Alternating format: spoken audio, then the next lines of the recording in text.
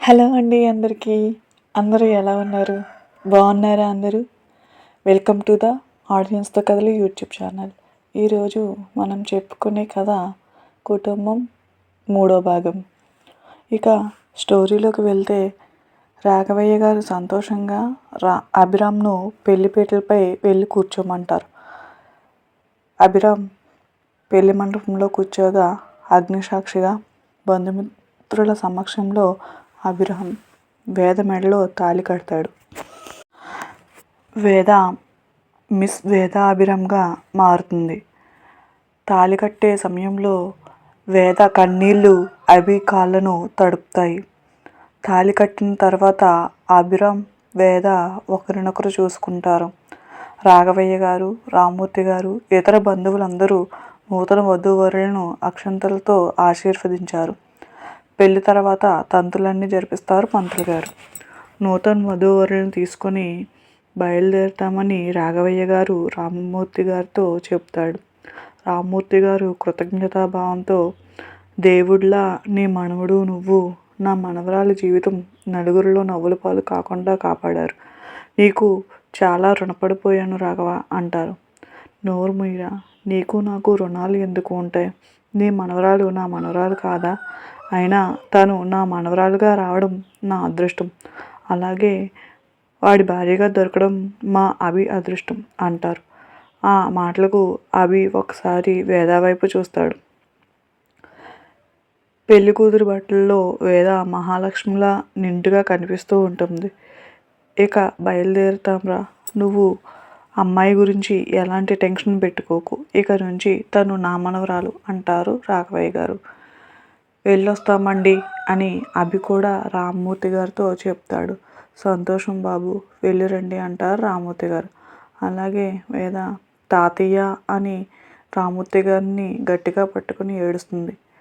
పిచ్చి తల్లి, ఇప్పుడు ఏమైందని? ఆ దేవుడన్నవాడు ఉన్నాడు, అందుకే ఇంత మంచి అబ్బాయితో నీకు పెళ్ళి జరిగింది. ఏడవకు తల్లి, ఇక బయలుదేరు, నీ కోసం నీ భర్త వెయిట్ చేస్తున్నాడు. రామ్మూర్తి గారు వేదను తీసుకొని వచ్చి కారు ఎక్కిస్తారు. కారు ఎక్కిన ఏడుస్తూ ఉంటుంది వేద. రామ్మూర్తి గారు వేదను ఓదారుస్తారు. సంతోషంగా వెళ్ళిరా తల్లి అని చెప్తారు రామ్మూర్తి గారు. రాఘవయ్య గారు రామ్మూర్తి గారితో వెళ్ళి వస్తాం అని చెప్తారు. కారు బయలుదేరుతుంది. కారు నుంచి కనిపించే వరకు కారు నుంచి బయటకు చూస్తూ వేద రామ్మూర్తి గారిని చూస్తూనే ఉంటుంది. ఇంకా వేద ఏడుస్తూనే ఉంది. అభి వేదను చూసి ఏం చేయాలో అర్థం కాక అలా చూస్తూ ఉంటాడు. రాఘవయ్య గారు, అమ్మ వేద, ఈ క్షణాలు ప్రతి ఆడపిల్ల జీవితంలో వచ్చే క్షణాలు. బాధపడకమ్మా, నీకు మీ తాతయ్యను ఎప్పుడు చూడాలనిపిస్తే అప్పుడు వచ్చేద్దువు కానీ, సరేనా? ఇక నుంచి నీకు తాతయ్యగా నేనున్నాను, నీకు ఎలాంటి కష్టం రాకుండా చూసుకుంటాము అంటారు. దాంతో వేద సైలెంట్ అవుతుంది. అభి ఆలోచిస్తూ ఉంటాడు. సడన్గా తన పెళ్ళి వేదతో జరగడాన్ని తన మనసు తీసుకోలేకపోతుంది. ఏంటి నా జీవితం ఎలా మారనుంది? నా జీవితంలోకి వచ్చిన ఈ అమ్మాయిని నేను సంతోషంగా ఉంచగలనా అని ఆలోచనలో ఉంటాడు అభి. వేద బాగా అలసిపోవడంతో మెల్లగా నిద్రలోకి జారుకొని అభి భుజంపై వాలుతుంది. అభి వేద నిద్రపోవడం చూసి ఇక తనను నిద్రలేపుడు. కారు ఇంటికి వచ్చి చేరుకుంటుంది. కారు ఆగడంతో వేదకు మెలకువ వచ్చి చూస్తుంది. వేద తను అభి భుజంపై ఉందని అర్థమవుతుంది. వెంటనే తన పొజిషన్ చూసుకొని వెంటనే కంగారుగా తను కారులోంచి బయటకు దిగుతుంది. రాఘవయ్య గారు ముందుగానే ఫోన్ చేసి చెప్పడంతో లక్ష్మమ్మ దిష్టి నీళ్ళు రెడీ చేసి ఉంచుతుంది. లక్ష్మమ్మ దిష్టి తీసి ఒకరి పేర్లు ఒకరు చెప్పి లోపలికి రండమ్మా అని అనగానే ఇద్దరు ఒకరిని ఒకరు చూసుకుంటారు. ముందుగా అభిరామ్, నేను నా భార్య వేదతో కలిసి వచ్చాను అని అంటాడు. ఈయన పేరు అభిరామ అని అనుకుంటూ ఉంటుంది వేద. ఇప్పుడు నువ్వు చెప్పమ్మా అని అంటారు రాఘవయ్య గారు. నేను నా భర్త కలిసి వచ్చామంటుంది వేద. నీ భర్తకు పేరు లేదా అని అంటారు రాఘవయ్య గారు. తాతయ్య అని అంటాడు అభి. ఆగరా, నీ భార్యను చెప్పు నువ్వు అంటారు రాఘవయ్య. నేను నా భర్త అభిరామ్తో కలిసి వచ్చాను అంటుంది వేద. ఇద్దరు కుడికాలు లోపల పెట్టి వస్తారు. వేదతో పూజగదిలో దీపం వెలిగిస్తారు. అందరూ దండం పెట్టుకుంటారు. చాలా సంవత్సరాల తర్వాత ఆ ఇంటి ఇల్లాలు పూజగదిలో దీపం వెలిగించిందని రాఘవయ్య గారు చాలా సంతోషంగా ఉంటారు. అందరూ దేవుడికి దండం పెట్టుకుని ఉంటారు. పూజ గదిలోంచి బయటకు వచ్చిన వేదాను అమ్మాయిని కింద గదిలోకి తీసుకువెళ్ళు లక్ష్మమ్మ అని చెప్తారు రాఘవయ్య గారు. లక్ష్మమ్మ రెండమ్మ అని వేదాను తీసుకుని వెళ్తుంది. తన లగేజ్ కూడా ఆ రూమ్లోనే సర్ది పెడుతుంది లక్ష్మమ్మ. ఇంతలో అభి తన రూమ్కి వెళ్ళి ఫ్రెష్ అయ్యి పడుకుంటాడు. తెల్లవారు అలా ఆ రోజు గడుస్తుంది. అందరూ ఎవరి రూమ్లో వారు నిద్రపోతారు. తెల్లవారుగానే బయటకు వచ్చిన రాఘవయ్య గారికి ఆఫీస్కు రెడీ అయ్యి కిందకి దిగుతూ కనబడుస్తాడు అభి. ఎక్కడికి రా అంటారు రాఘవయ్య గారు అభిని. ఆఫీస్కి తాతయ్య, నిన్ననే కంపెనీకి వెళ్ళగా పనులన్నీ ఎక్కడివి అక్కడ ఉండిపోయాయి, నేను వెళ్ళాలి అంటాడు అభి. సరే, ఈ రోజుకు వెళ్ళు, కానీ 2 రోజులు కంపెనీకి లీవ్ పెట్టు అంటారు. సరే కానీ ఇప్పుడు నన్ను వెళ్ళనివ్వు తాతయ్య అంటాడు అభి. సరే అని అంటారు రాఘవయ్య. అభి ఆఫీస్కు బయలుదేరుతారు. యథావిధిగా ఆఫీస్లో వర్క్ చాలా ఉంటుంది. అభి ఆఫీస్ వర్క్ చేసుకుంటూ ఉంటాడు. వేద ఫ్రెష్ అయ్యి బయటకు వచ్చి హాల్లోని రాఘవయ్య గారి దగ్గర కూర్చుంటుంది.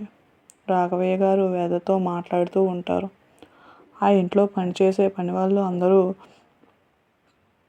గుసగుసలు ఆడుకుంటూ ఉంటారు. వచ్చిన అమ్మాయి ఎలాంటిదో ఏంటో అయ్యగారు సడన్గా ఇంటి గోడలుగా తీసుకువచ్చారు. అప్పుడే రాఘవయ్య గారికి కాఫీ ఇచ్చి వంటగదిలోకి వస్తున్న లక్ష్మమ్మకు ఆ మాటలు వినిపిస్తూ ఉంటాయి. ఆవిడ, ఆ విషయాలన్నీ మీకెందుకు, అయినా పెద్దయ్య గారు తీసుకొచ్చారంటే ఆ అమ్మాయి చాలా గుణవంతురాలు అయి ఉంటుంది అంటుంది. ఇక మాటలు ఆపి మీ పనులు చేయండి అంటుంది. లక్ష్మమ్మ అలా అనడంతో మిగిలిన పని వాళ్ళు వారి వారి పనులు చేసుకుంటారు. అలా ఎవరి పనుల్లో వారు ఉన్న అప్పుడే ఆ ఇంటికి అర్జున్ వస్తాడు. అర్జున్ హాల్లో కూర్చున్న రాఘవయ్య గారిని అలాగే పక్కనే ఉన్న వేదాను చూస్తాడు. ఎవరు ఈ అమ్మాయి అని అనుకుంటాడు. రాఘవయ్య గారు అర్జున్ని చూసి, ఏమి అయ్యగారు, బలాదూర్ తిరగడం అయిందా, ఇప్పటికి ఇంటికి చేరావు అంటారు. తాతయ్య, అదేమీ లేదు, నేను ఫ్రెండ్ని కలిసి వస్తున్నాను, ఇప్పటి వరకు తనతోనే ఉన్నాను, కావాలంటే ఫోన్ చేసి అడుగు అంటాడు. నేను నిన్న ఊరికి వెళ్ళినప్పుడు నువ్వు వెళ్ళావు, మళ్ళీ ఇప్పుడు వస్తున్నావు, నిన్నటి నుంచి ఇప్పటి వరకు కూడా నువ్వు నీ ఫ్రెండ్ తోటే ఉంటున్నావా అని అడుగుతారు. అవును తాతయ్య, నా ఫ్రెండ్ ఫారెన్ వెళ్తున్నాడు, తనకి సెండ్ ఆఫ్ ఇచ్చి వస్తున్నాను, అయినా నువ్వు అనుకుంటున్నట్టు నా ఫ్రెండ్స్ ఏమీ చెడ్డవారు కాదు, వాళ్ళు మంచివాళ్ళే అంటాడు అర్జున్. ఇంతకీ ఈ అమ్మాయి ఎవరు అని అడుగుతాడు అర్జున్. ఈ అమ్మాయి మీ వదిన, ఇక నుంచి వదిన అని పిలువు అంటారు రాఘవయ్య గారు. వదిన?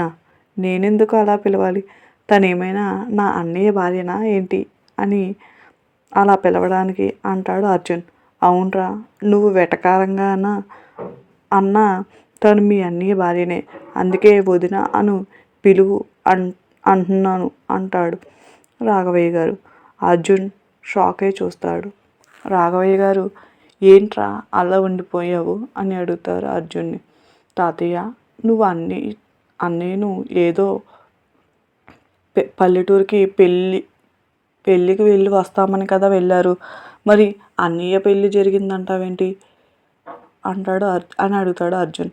ఆ విషయాలన్నీ నీకు చెప్పనవసరం లేదు, తన పేరు వేద, అభి భార్య, నీకు వదిన, అర్థమైందా అంటారు రాఘవయ్య గారు. దానికి అర్జున్, నేను ఒప్పుకోను. ఎవరో అమ్మాయిని తీసుకువచ్చి మీ వదిన అంటే ఎలా ఒప్పుకుంటాను? అయినా అన్నయ్య రేంజ్కి ఈ అమ్మాయి అసలు సూట్ అవ్వదు. నేను తనని వదినగా ఒప్పుకోను అని చెప్పి తన రూమ్లోకి వెళ్ళిపోతాడు అర్జున్.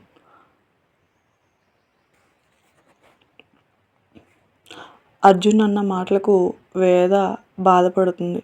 రాఘవయ్య గారు, వాడి మాటలు ఏమి పట్టించుకోకు తల్లి అని అంటారు వేదతో. థ్యాంక్ యూ అండి, థ్యాంక్ యూ వెరీ మచ్. ఈ కథ కనుక మీకు నచ్చినట్లయితే ఆడియన్స్తో కథలు యూట్యూబ్ ఛానల్ని లైక్ చేయండి, షేర్ చేయండి, సబ్స్క్రైబ్ చేయండి. Thank you. Please like